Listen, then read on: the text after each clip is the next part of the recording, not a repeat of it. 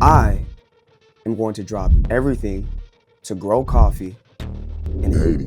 Everything's gonna be from scratch. I'm gonna document everything. You're gonna see me struggle, stressed, complaining. But at the end of the day, I just wanna grow coffee, man.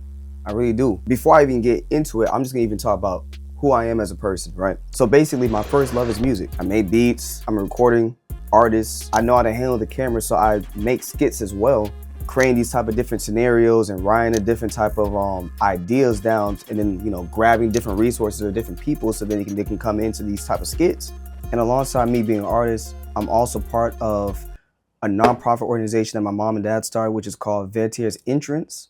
The whole goal is to provide resources to Haitians that have initially been displaced from Dominican Republic, that, you know, they haven't lived in Haiti for, you know, decades because they escaped Haiti due to the insecurity reasons and just not, you know, having resources for them to actually provide for their families. So they went to Dominican Republic, of course, for that reason.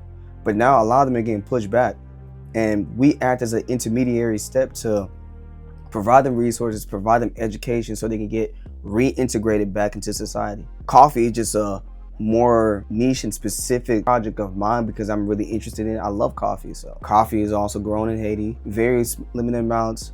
I feel like those things can blend and build something together. So you're probably wondering, like, how did I transitioned from being in like the entertainment business or even the media business to kind of transition to more agricultural? Well, I do have an agricultural background. I did get caught growing weed in my mom's house and I got kicked out for it. But hey, look, that in a sense really taught me soil biology. So that really did help me out. But on a serious note, I really do want to become like a coffee producer in Haiti just so I can build infrastructure. Even though there are like hot pockets in Haiti in different regions, like you got like the Nord-Est and you got the Chuot region. Oh, you even got like Okai, but it's pronounced or it's spelled Lekai, but it's really pronounced Okai. Limited amounts, limited quantities, but it's not significant enough to always, you know, consistently produce export amounts. I do want to be on the ground, foot traffic. I don't want to be the person on the phone, hey, do this, do that. And then they're like, yeah, we got you. Because, you know, we definitely had experiences trying to work with people over the phone. It doesn't work that way. You have to be there connected with the people and actually work with them at the same time and, you know, meet them in the middle. What ideal area that I want to grow coffee? And we can get into the nitty gritty stuff later down the line if you guys even care for it, because this is the first video, this is the intro. So I don't want to bore you with a lot of laborious information, but the area that I'm trying to grow coffee is Makari and Jacmel, right? You got the Sud-Est department. That's kind of where I want to be. I've been looking in the maps because that's where a lot of like my relatives are, where my mom's cousins, uncles. The overall goal is, it's a three-pronged situation. First, I want to build a co-op farming where everyone is on the same page, growing the same type of coffee varietals. And then within that co-op, there's a central wet processing mill that I can run it alongside everybody else, so then they can bring all the coffees and we can process the coffee all at once. And then the third, like a demonstration farm of my own. There's a small, maybe like 1 or 2 acres just to grow coffee and show different like agricultural practices for them to see the difference in terms of, okay, if we do it this way, we can get this type of result. Sometimes you can't just tell people what to do and expect them to just listen because they have experience. I don't necessarily have experience. I just have theoretical approaches, and I do want to be in the field with them and really learn how it's done and then see all the different pitfalls, issues along those lines to see, okay, maybe if we tweak this a bit, or maybe if we just optimize it in a sense, just for things to run very smoothly. You know, I don't want to like just come in and just change everything. So first is a nursery. It's not going to be a situation where I'm giving out the plants for free. Otherwise, the whole system will collapse, right?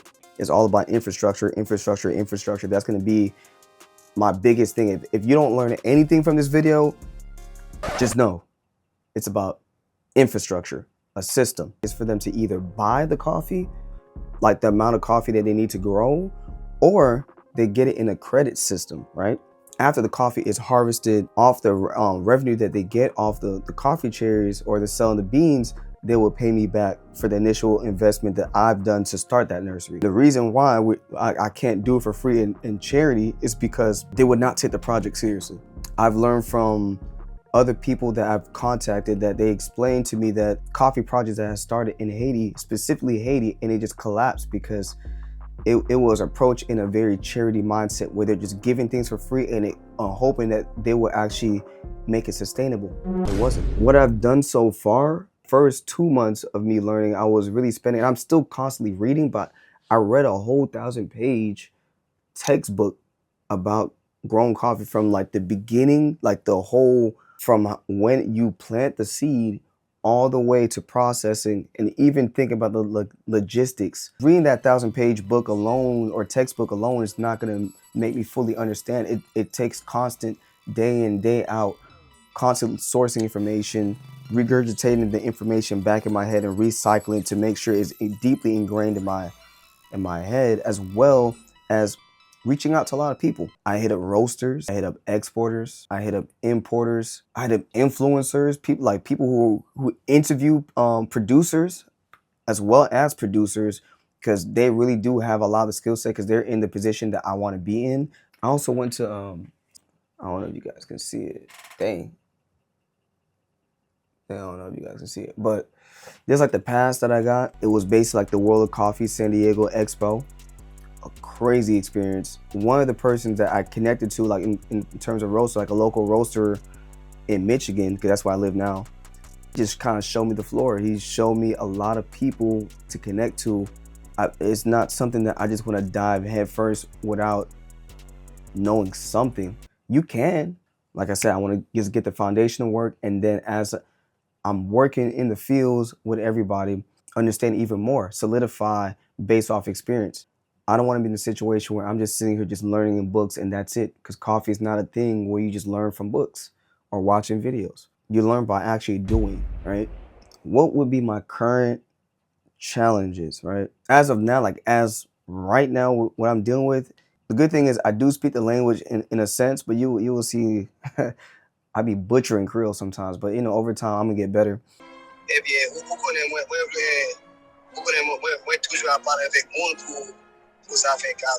That was trash. But hey, they're not complaining. They laugh at me, but they're not complaining. At least he gets the job done for now, right? And that's what's most important, getting the message across. Understanding what a mamite is, like the units. These like coffee metal container tins where you'd be like Columbia or commodity grocery store type of tins. That will be a mamite. But mamites sizes are different depending what street vendors you're going to in Haiti. So it's not even a standardized unit. Land size, that's another thing too. There's the caote, there's the centime. I saw someone on Reddit trying to explain to another person what a centime is because they're thinking that it's 100th of an acre. That's incorrect. It's centime is a different centime that they're thinking of. They're thinking of a centium, like the CE, but I think it's like SAN. I can't even spell, but it starts with an S. And that centime is based off the French metric system, which is the 129 meters squared. That's what one centime is, because a caote is 12,900 meters squared. So 1/100th of that will be. I think I'm messing up. I might be messing up. There's a beautiful article that explains all those type of units, and that made me figure out what it is. And then the flights, of course, you got this one airline, it's called Sunrise, that's like monopolizing all the flights. Everything's a band. It don't matter what day. You can get there Sunday, Monday, Tuesday, Wednesday, Thursday. It don't matter. It's just a band for one person, round trip, 10 hours. Sometimes it's 15, sometimes it's 20. But yeah, to wrap everything up, I'm just trying to grow coffee in Haiti, build discipline and infrastructure first. Once we know, okay, this is how we grow this coffee and we can do it exceptionally well, even though the variety might not be the top tier, we can implement those practices into better varietals that the consumer wants, and then rinse and repeat. And then it will position us into specialty market. If we can even get to the specialty market within like the first couple of years, I'll take it. I'm not gonna complain. I want it to be a situation where, because I'm interested in growing coffee, I want people to see my journey so then they can be inspired or even find their own pockets of investing in Haiti, right? My version of investing in Haiti is by growing coffee in Haiti. Other people's way of investing in Haiti might be something completely different, but because I'm working on building a community surrounding the agricultural sector, it can aid and help other people try and do something in a different community, right? And then over time, this is the way my brain thinks, right? I can be a producer, but because I have accumulated resources over time and build an infrastructure in this one area, it can help another person who wants to build infrastructure in a different area, and vice versa. The more people investing in Haiti in different areas based on interests that they really care for, not because, okay, we just want to just build money, this and that, and third. It's like things that you really care for, and you have these pockets of communities, these different hotspots in Haiti. Over time, those webs are gonna, stretch and interconnect and interplay, and they're gonna all connect and build something together. So then it becomes a whole larger web. It can be literally anything that's beneficial, that creates an ecosystem, that creates sustainability. So yeah, I don't know what else to say, man.